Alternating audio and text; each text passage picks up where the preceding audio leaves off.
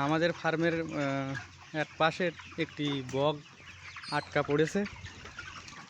তো আমি অনেকক্ষণ ধরে দেখতেছি যে বকটা এদিক ওদিক ছোটাছুটি করতেছে, বাট বের হতে পারতেছে না।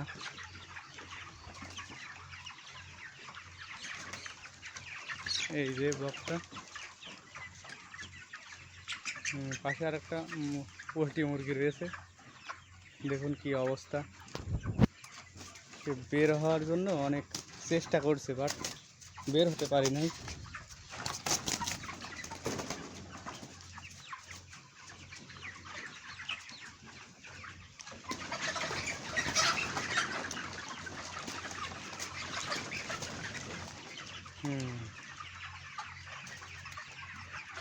তো এই যে পোল্ট্রি মুরগির ফার্মটা, এর চারপাশেই কিন্তু এই নেট মানে জাল দিয়ে আটকানো আছে।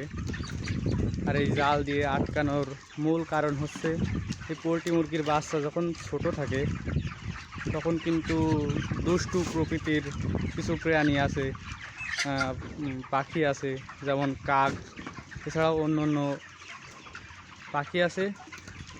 যেই পাখিগুলো এসে কিন্তু এই পোল্ট্রি মুরগির বাচ্চাগুলোকে খেয়ে নেয়, আবার নিয়ে চলে যায়।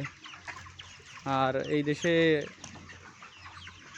এই গাছের উপরে আরেকটি প্রাণী বাস করে, সেটাকে বলা হয় এই দেশের ভাষায় মুসাং বলা হয়, মুসাং।